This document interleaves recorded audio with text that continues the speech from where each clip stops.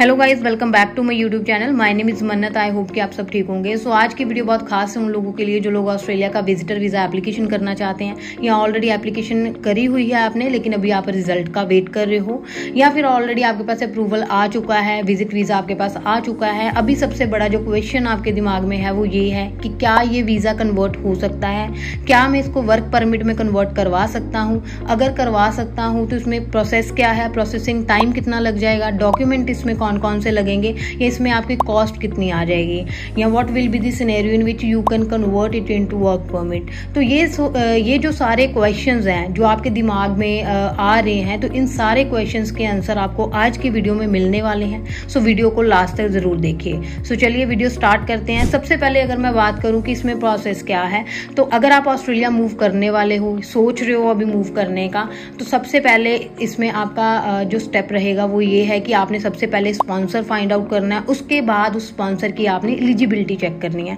अगर आप find out करते हो कि ये स्पॉन्सर आपका जो है वो एलिजिबल है, तो उसके बाद आपने SBS करना है और लेबर मार्केट टेस्टिंग करनी है।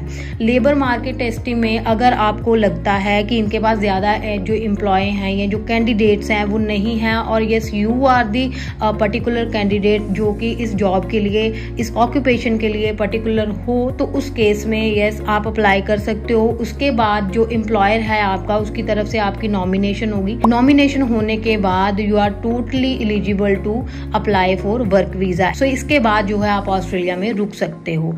बट इसमें कंडीशन क्या रहेगी, जो मैंने आपको इसमें 4 पॉइंट्स बताए हैं। सबसे पहले आपने अपना स्पॉन्सर देखना है, एलिजिबिलिटी टेस्ट करनी है, SBS चेक करना है, लेबर मार्केट टेस्टिंग करनी है, इसके बाद नॉमिनेशन होगा, वीज़ा होगा। तो ये जो सारे पर्टिकुलर प्रोसेस हैं, ये पर्टिकुलर जो स्टेप्स हैं, इनको आपको प्रॉपर तरीके से जो है फॉलो करना पड़ता है, तभी आप जो है अपना वर्क वीज़ा के लिए एप्लीकेशन करने के लिए एलिजिबल होते हो। अब ये जो प्रोसेस है ये आपका 3 मंथ में, जो कि आपको 3 महीने का जो स्टे मिल रहा है उसमें हो जाना चाहिए, तभी आपको फायदा है इसको कन्वर्ट करवाने का। तो इसमें अगर मैं टाइम की बात करूँ कि टाइम कितना लग जाएगा, तो इसमें आपका टाइम जो है 5 वीक से लेके 3 मंथ तक का टाइम जो है इसमें लग जाता है इस प्रोसेस में। तो इतना टाइम जो है आपको वेट करना पड़ सकता है। Like with in this time जो मैंने आपको बताया है, इस टाइम फ्रेम के अंदर अंदर आपका जो रिवर्ट है वो आ जाता है, रिजल्ट आपका जो है आ जाता है, कन्वर्ट हो जाता है आपका एप्लीकेशन। इसके बाद अगर बात की जाए कि कॉस्ट इसमें कितनी आ जाएगी, तो देखो कॉस्ट क्या है कि पर्टिकुलर कोई भी कॉस्ट अभी तक बनाई नहीं है कि इतनी ही कॉस्ट आपकी आती है। कॉस्ट होती है कि आप अलग अलग जो चीजें आप कर रहे हो सकता है आपको कोई डॉक्यूमेंट की नीड पड़ गई है, आपको कोई एप्लीकेशन की नीड पड़ गई है, किसी तरह की कोई फीस आपको देनी पड़ रही है। तो ओवरऑल इसमें अगर देखा जाए, जो अभी तक जिन लोगों ने अपना कन्वर्जन करवाया है उनके एनालिसिस के अकॉर्डिंग, या जो हमारा प्रीवियस एक्सपीरियंस रहा है उसके अकॉर्डिंग, इसमें 4 से 5 हजार डॉलर तक का खर्चा आपका आ जाता है, जो कि नियर अबाउट 2 से 2.5 लाख तक का आपका खर्चा होता है। सो इतना खर्चा इसमें जो है इस एप्लीकेशन में आपका आ सकता है। सो इसके बाद अगर बात की जाए कि डॉक्यूमेंट्स आपको कौन कौन से चाहिए होंगे, या कौन कौन से डॉक्यूमेंट्स आपको प्रोवाइड करने पड़ सकते हैं, तो सबसे पहले तो देखो आपके पास प्रॉपर आपके एकेडमिक सर्टिफिकेट्स होने चाहिए। इसके बाद अगर आपका कोई एक्सपीरियंस है पर्टिकुलर फील्ड में, उसका एक्सपीरियंस लेटर आपके पास होना चाहिए। आपका पे स्लिप्स आपके पास होनी चाहिए, जहाँ पे आप जॉब कर रहे हो उस जॉब का आपका जो ऑफर लेटर है, जो अपॉइंटमेंट लेटर होगा वो आपके पास होना चाहिए। इसके बाद आपकी बैंक स्टेटमेंट आपके पास होनी चाहिए जिसमें आपकी सैलरी आ रही थी। तो ये कुछ पर्टिकुलर डॉक्यूमेंटेशंस होती हैं जो कि इसमें आपको नीडेड रहेंगी। इसके अलावा कुछ आपके प्राइमरी डॉक्यूमेंट्स होते हैं जो कि आप ऑलरेडी कैरी करते हो। तो इन सारे डॉक्यूमेंट्स के अलॉन्ग आप जो है इस वीज़ा के लिए एप्लीकेशन करने के लिए एलिजिबल हो जाते हो।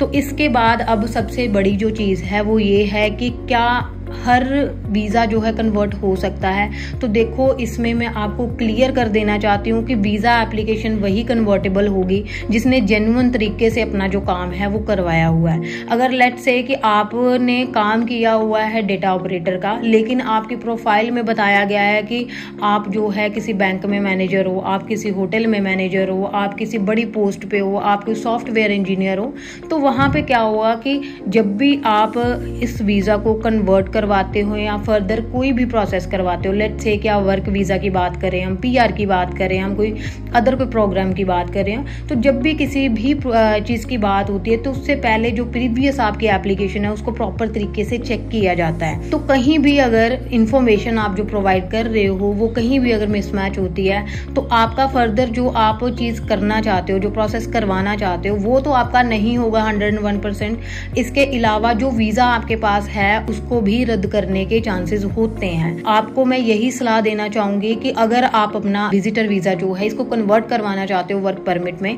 तो आपकी जो प्रोफाइल है वो प्रॉपर तरीके से जेन्युइन होनी चाहिए। आपको प्रॉपर पता होना चाहिए मेरी फाइल में लगा क्या है, क्या ट्रांसपेरेंसी के साथ मैंने सारी चीज़ें देखी थी, जो भी डॉक्यूमेंट्स लगी है क्या मुझे उसकी नॉलेज है प्रॉपर तरीके से, क्या मुझे मेरे एजेंट ने सारी चीज़ें जो है प्रोवाइड करी हैं, मुझे बताया है मेरी फाइल में क्या लगा है क्या नहीं लगा है।